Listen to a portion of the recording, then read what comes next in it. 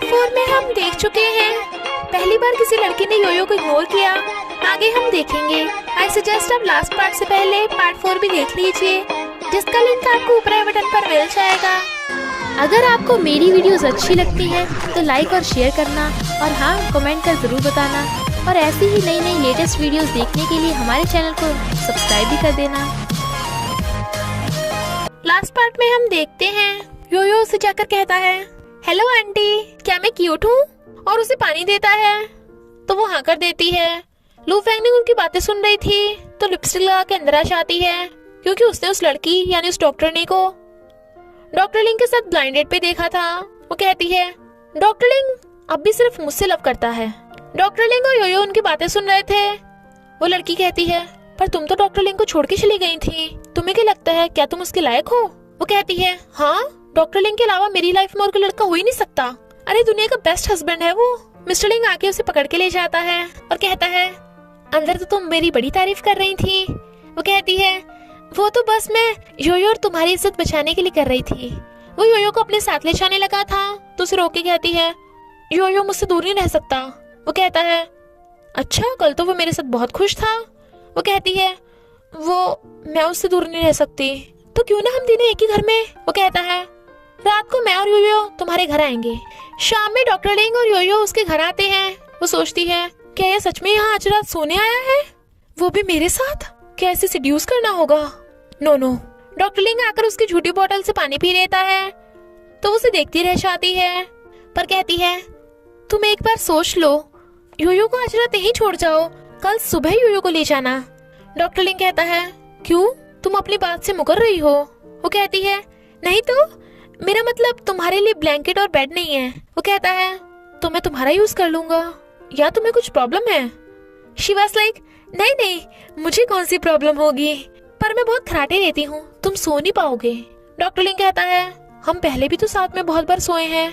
और उसके करीब होने लगा था। लू फेंगनिंग नीचे को हो रही थी तो वो उसे ऊपर खींच के कहता है, मैं योयो की केयर करने आया हूँ, ज्यादा रोमांटिक मत सोचो।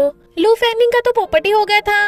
योयो को सुलाने के बाद डॉक्टर लिंग उसे देखने आता है, बट वो तो सो गई थी। मॉर्निंग में डॉक्टर लिंग ने ब्रेकफास्ट बना के योयो को भी खिला दिया था। योयो कहता है, डैडी का पॉरिज बहुत टेस्टी है। और फिर डॉक्टर लिंग योयो को उसकी ग्रैंडमा के घर ले जाने लगता है तो वो मम्मी को बाय बाय कर रहा था। सेक्रेटरी को लू फेंगनिंग की क्लोज देख जेलस डॉक्टर लिंग उसे धक्का मार के दूर कर देता है और वहाँ साफ कर देता है जहाँ सेक्रेटरी ने उसे हाथ लगाया था। तो कहता है, तुम तो मेरे बेटे योयो के डैड बनने का ड्रामा कर रहे थे ना, और उसका हाथ मोड़ देता है। तो सेक्रेटरी सॉरी बोल के भाग जाता है। टैंगपिंग उनकी बातें सुन लेती है और उसे लगता है कि सेक्रेटरी लू फेंगनिंग को लाइक करता होगा, तभी तो योयो का डैड बन रहा था।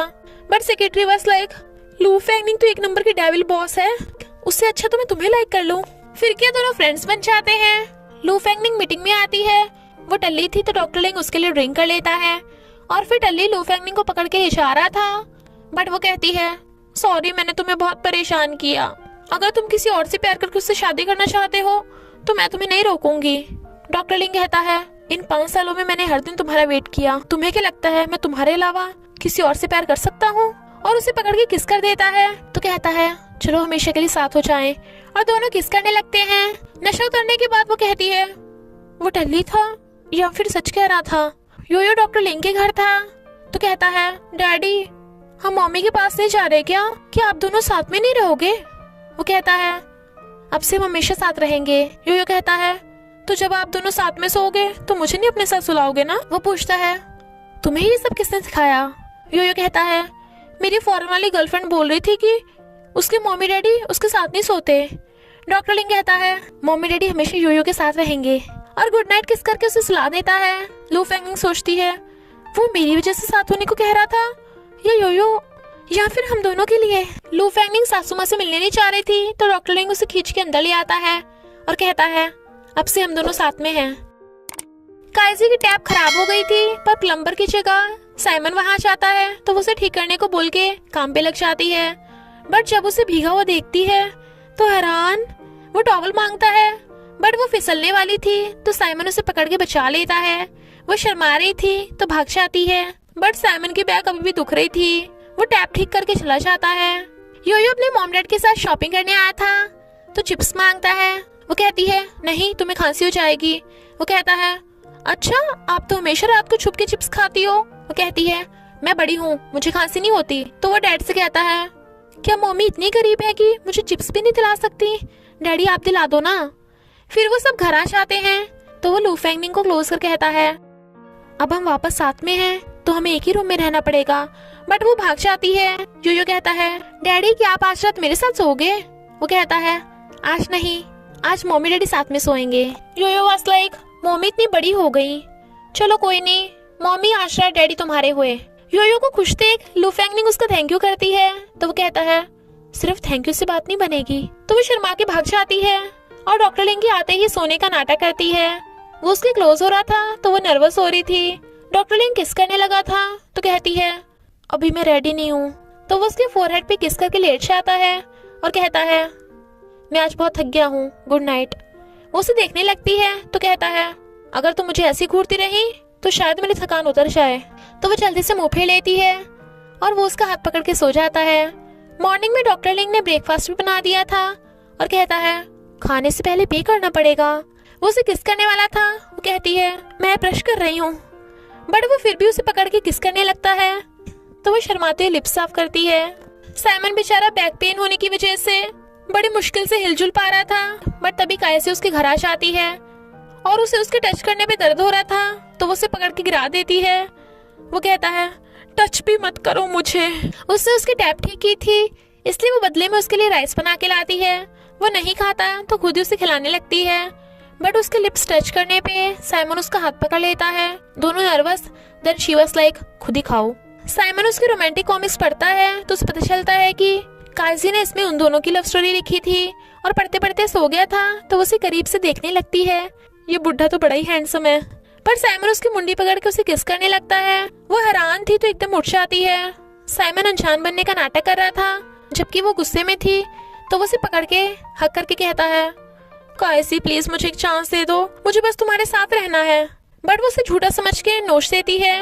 वो बड़ी मुश्किलों से खड़ा होता है तो वो उसे धक्का मार के भाग जाती है। बट कायसी को भी कुछ कुछ हो रहा था। साइमन बैक पेन के लिए हॉस्पिटल जाता है बट उसे डॉक्टर लिंग मिल जाता है। तो वो उसे अपना दुखड़ा सुनाने लगा था और डॉक्टर लिंग उसे बताता है कि मैं लू फेंगनिंग को अब भी लव करता हूँ। इधर कायसी भी लू फेंगनिंग को अपना दुखड़ा सुना रही थी।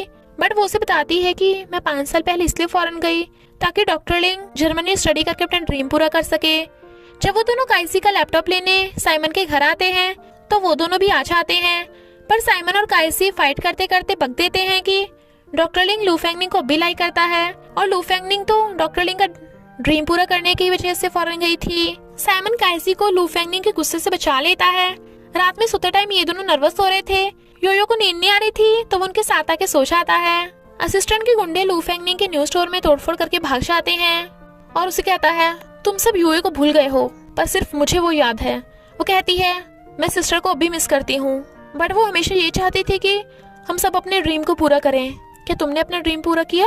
ट्रोलिंग लू फेंगनिंग को आई लव यू बोल देता है तो वो भी उसे हक करके आई लव यू बोल देती है। तो दोनों किस करने वाले थे। योयो कहता है अरे मैंने कुछ नहीं देखा और भाग जाता है।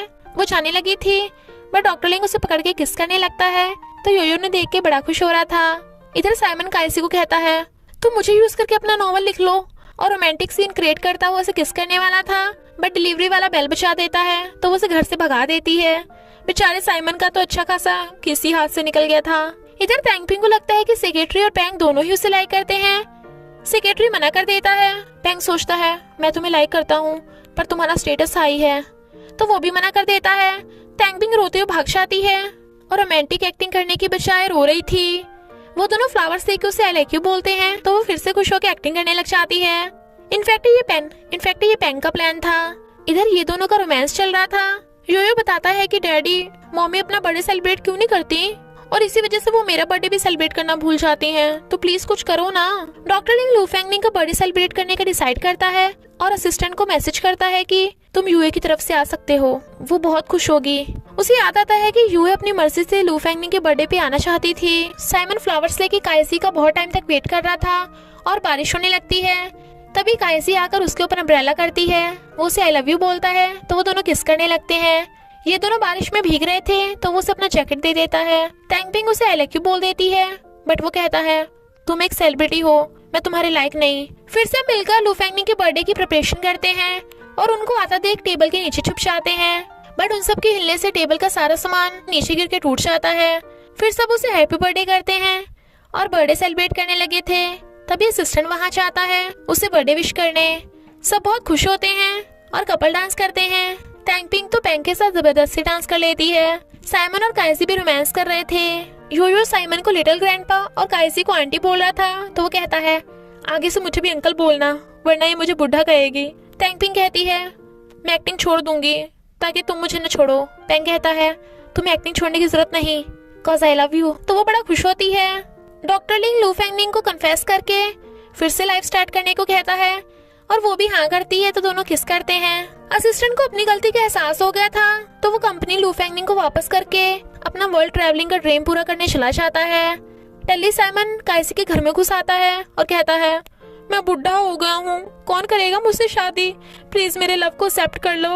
और उसे रिंग देकर कहता है मैं तुमसे शादी करना चाहता हूँ। काइसी कहती है ओके ओके, तो वो उसे किस करने लगता है।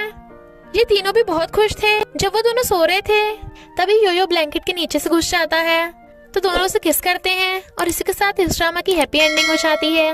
प्लीज आप इस ड्रामा के बाद रोमांस ऑफ लिटिल फॉरेस्ट वाला ड्रामा भी देख लेना।